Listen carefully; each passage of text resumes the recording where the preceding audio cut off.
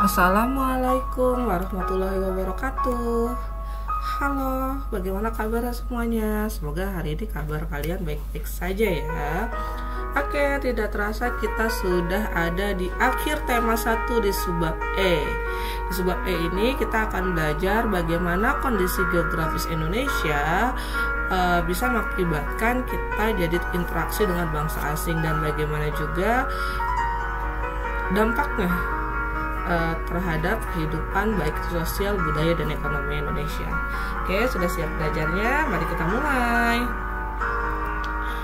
Nah, di sini ada sebuah teks mengenai pelayaran Nusantara awal Masehi.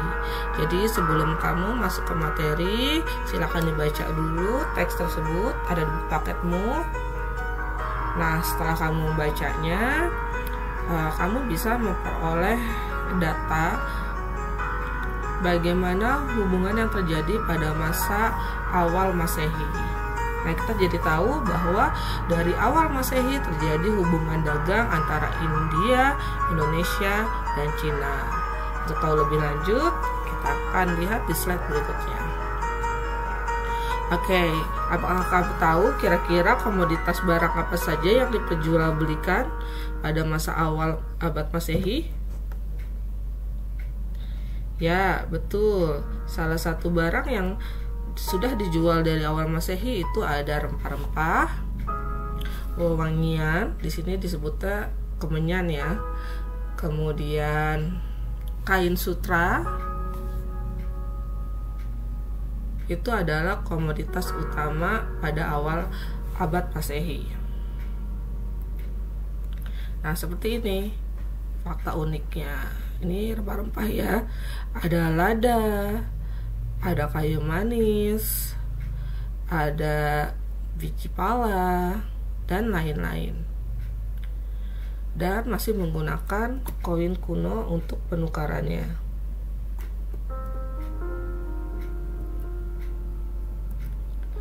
Nah, sebelum terjadi interaksi tersebut, dulu itu perdagangan masih melalui darat, yang disebut biasanya dengan nama jalur sutra, karena komoditi utamanya adalah kain sutra. Jadi dulu para pedagang Cina untuk menuju ke Eropa atau ke Asia Barat, itu mereka melalui Asia Tengah, jalur darat. Kenapa jalur ini akhirnya ditinggalkan? Karena di jalur ini itu banyak sekali perompak, sehingga mereka harus nyari alternatif lain untuk pedagang yang lebih aman. Akhirnya muncullah jalur samudra. Nah, kalau kita lihat di peta ini tidak terlalu mempengaruhi kehidupan bangsa Indonesia kan? Nah, kalau di sini bisa kita lihat, jika mereka melakukan perdagangan melalui jalur samudra, itu mau nggak mau harus melewati Nusantara. Salah satu yang paling terkenal atau paling ramai pelabuhan pada saat itu adalah di daerah sekitar Selat Malaka. Nah, ini efek dari jalur perdagangan antara India dan Cina ini akan memperubah juga kondisi sosial Indonesia. Nah, semenjak dibukanya jalur laut atau jalur samudra, Indonesia menjadi daerah transit atau perhentian bagi para pedagang India maupun pedagang Cina. Nah, ini merupakan keuntungan bagi masyarakat kita, karena masyarakat Indonesia pada saat itu jadi ikut berperan aktif dalam perdagangan, dan terjadi kontak langsung antara dengan pedagang India maupun dengan pedagang Cina. Nah, ini bisa kamu buat peta perdagangannya pada awal abad Masehi, bagaimana melalui darat maupun melalui laut. Nah, bagaimana perkembangan kehidupan pada masa kerajaan Hindu-Buddha? Ini contoh-contoh perkembangannya. Dibuatlah hasilnya berupa Candi Borobudur yang ada di Jawa Tengah, Candi Jago di Jawa Timur, Candi Bendut di Jawa Tengah, Candi Prambanan di Jawa Tengah, Candi Muara Takus di Jambi, dan kompleks Candi Dieng di Jawa Tengah. Ini adalah sedikit dari peninggalan Hindu-Buddha ya. Aslinya ada banyak sekali, tapi ini hanya berupa contoh. Nah, lalu bagaimana proses masuknya ajaran Hindu dan Buddha ke Nusantara? Menurut teorinya itu ada 5 teori. Nah, selain kamu tahu teorinya, kamu harus tahu juga atau cari bukti-bukti yang memperkuat teori tersebut dan bagaimana pengaruhnya bagi bangsa Indonesia di bidang keagamaan, pemerintahan, sosial, ekonomi maupun seni dan budaya. Nah, ada 5 teori. Yang pertama ada teori Brahmana. Kata kuncinya kalau Brahmana yang diingat adalah pendeta atau pemuka agama. Teori Ksatria, yang perlu kamu ingat kalau teori Ksatria adalah prajurit. Ksatria itu bisa prajurit, bisa bangsawan, sebenarnya bisa raja, itu masuk ke Ksatria. Kalau teori Waisa itu adalah pedagang. Sudra itu adalah buruh atau rakyat jelata, dan teori arus balik adalah orang Indonesia itu sendiri. Nah, itu kata kunci yang harus kamu ingat ya.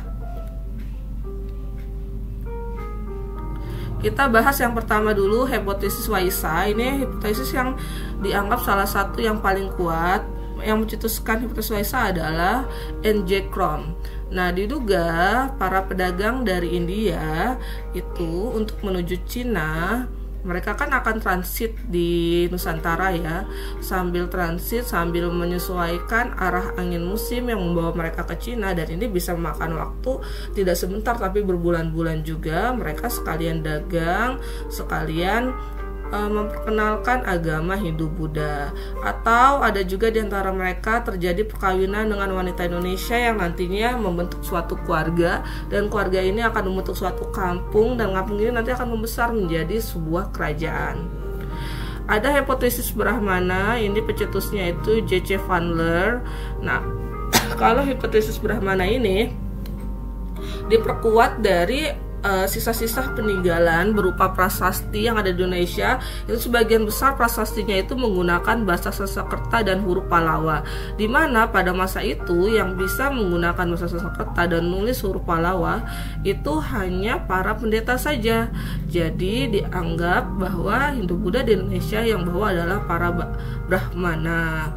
Nah, selain itu diduga juga para Brahmana ini berasal dari India yang sengaja dipanggil oleh raja-raja di Nusantara untuk memimpin suatu upacara keagamaan. Lalu ada hipotesis Ksatria. Ini ada 3 orang ya yang mengungkapkan. Kita bahas dulu yang menurut C.C. Burke. Kalau menurut C.C. Burke, hipotesis Ksatria itu dibawa oleh para prajurit India yang terlibat konflik perebutan kekuasaan di Indonesia. Jadi kayak kerajaan di Nusantara itu kan ada perebutan kekuasaan tuh dengan raja yang lain sesama di Nusantara. Nah, mereka membutuhkan bantuan biar menang. Nah, bantuannya itu asalnya dari prajurit-prajurit di India. Karena udah berhasil dan menang, maka sebagai bentuk hadiahnya mereka dinikahkan oleh salah satu putri, dan nanti mereka jadi kepala suku di wilayahnya.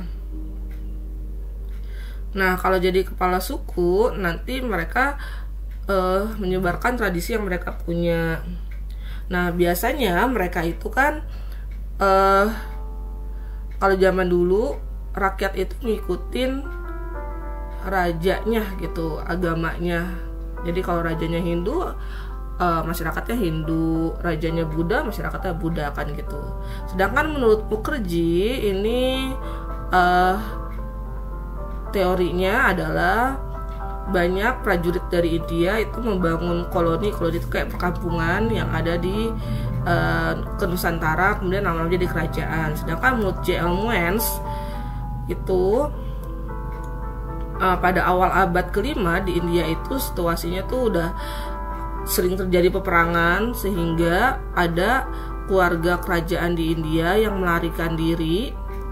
Tadi kan ksatria artinya bisa bangsawan ya, atau raja ya, dan dia melarikan diri ke tempat yang aman. Tempat amannya itu di Nusantara. Lalu mereka mendirikan kerajaan mereka sendiri, dan terbentuklah kerajaan Hindu-Buddha. Lalu ada hipotesis teori arus balik. Ini yang mengungkapkan adalah F.D. Kelbos. Menurut teori arus balik, jadi penyebaran agama Hindu-Buddha di Indonesia itu adalah orang Indonesia itu sendiri. Jadi pada masa lalu banyak orang Indonesia yang dikirim untuk belajar ke India untuk mempelajari agama Hindu atau Buddha. Nah, nanti jika mereka sudah pintar, sudah pandai mempelajari agama Hindu Buddha, mereka balik lagi ke Nusantara untuk menyebarkan agamanya. Makanya disebutnya arus balik. Jadi balik lagi ke Nusantara. Dan tadi ada satu teori lagi, teori Sudra. Nah, kalau teori Sudra itu kan yang bawa rakyat jelata. Nah, itu sama teorinya, itu isinya mengenai banyak orang India yang di sana yang pergi melarikan diri untuk mencari wilayah yang lebih damai, yang tidak ada peperangan. Nah, akhirnya mereka nanti membentuk koloni dan membentuk kerajaan Hindu Buddha di Nusantara. Jadi udah ada ya 5 teori yang mengungkapkan masuk ke agama Hindu Buddha di Nusantara. Nah, ini adalah peta-peta di lokasi temuan candi di Nusantara. Jadi bisa dilihat bahwa sebagian besar wilayah Nusantara itu, terutama di Pulau Sumatera, Jawa, dan Kalimantan, ditemukan peninggalan-peninggalan dari kerajaan Hindu Buddha. Nah, di LK19 kamu disuruh mencari candi, lalu menulis esai mengenai candi tersebut, mengenai deskripsinya, hubungannya dengan keberadaan kerajaan apa, fungsinya di masa lalu buat apa, fungsi sekarang untuk apa, dan bagaimana cara melestarikan bangunan tersebut. Nah, kalau di LK20 kamu mendiskusikan bagaimana pengaruh kebudayaan Hindu Buddha, boleh mencari dari berbagai sumber, kemudian dibuat infografik mengenai hasil diskusi kalian. Jadi bagaimana pengaruh Hindu Buddha terhadap penggunaan SDA, persebaran penduduk di Indonesia, maupun mengenai pembukaan lahan.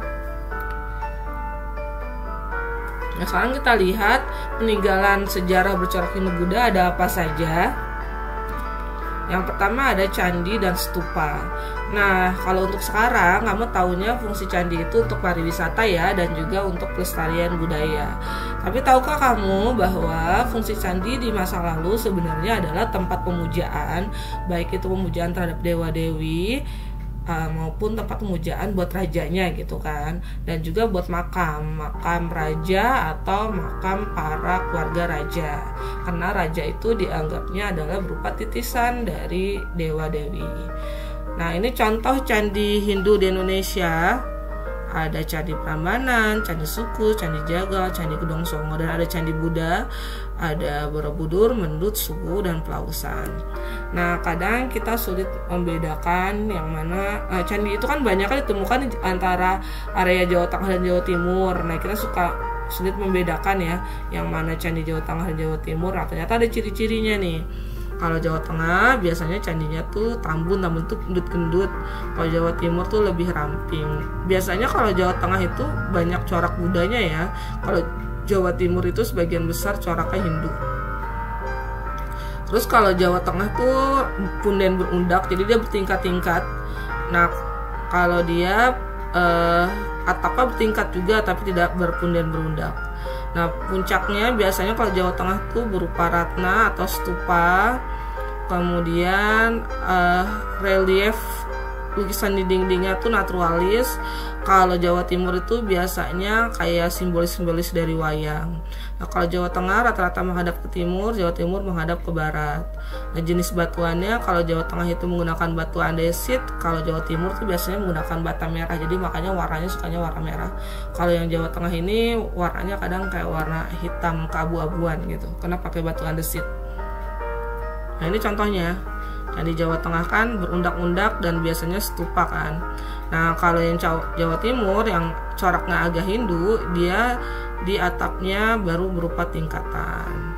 Dan biasanya kalau yang Hindu atau Jawa Timur itu di dalamnya itu berupa ada ruangan-ruangan gitu, tempat pemujaan. Jadi kita bisa masuk ke ruangannya. Nah, kalau yang corak seperti ini, yang kayak Borobudur seperti ini, itu tidak ada ruangan di dalam sininya. Jadi berdoanya tuh di luar sini. Nah, ini contohnya candi Hindu, candi Buddha. Semoga setelah ini kamu bisa bedakan ya perbedaan Candi Jawa Tengah Jawa Timur atau Candi Hindu dan Candi Buddha.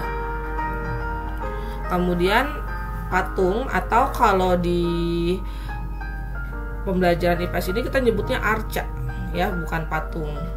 Nah, patung Hindu itu umumnya berbentuk dewa-dewi atau tokoh dan makhluk mistis.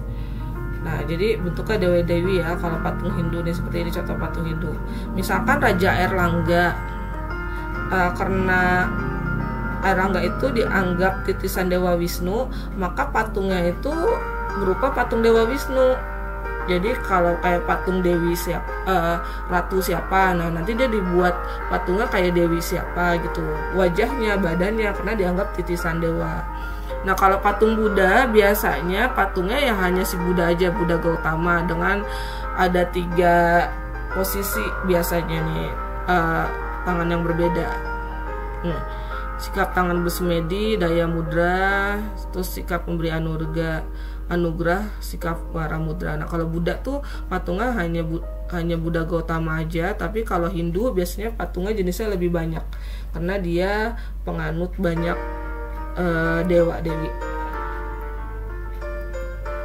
Relief, kalau relief ini biasanya bisa kamu temukan di dinding-dinding bangunan atau candi. Nah, reliefnya ada naturalis. Kalau naturalis itu biasanya dia ya kayak flora-flora gitu biasanya, tapi juga bisa juga berupa cerita wayang. Nah, kayak ini nih contohnya cerita Ramayana yang ada di dinding Candi Prambanan. Jadi berupa cerita gitu. Kitab. Nah, kalau kitab itu berupa biasanya catatan atau kisah-kisah tentang laporan peristiwa atau sejarah yang sedang berlangsung pada waktu itu. Misalnya kerajaan apa, itu kan ada kitabnya. Nah, kalau kakawin itu adalah bentuknya kayak puisi. Nah, ini contoh kitab-kitab yang terkenal. Ada kitab Bratayuda karya Empu Sedah dan Empu Panulu, kitab Negara Kertagama karya Empu Prapanca, dan kitab Sutasoma karya Empu Prapanca juga. Ini contoh kitab yang banyak yang suka diambil kata-katanya untuk kita pakai. Oke, demikian penjelasan mengenai subbab tema 1. Berarti kita sudah berakhir pembelajaran di tema 1. Semoga kalian memahami pelajaran yang diberikan hari ini ya. Terima kasih untuk semuanya. Bye bye.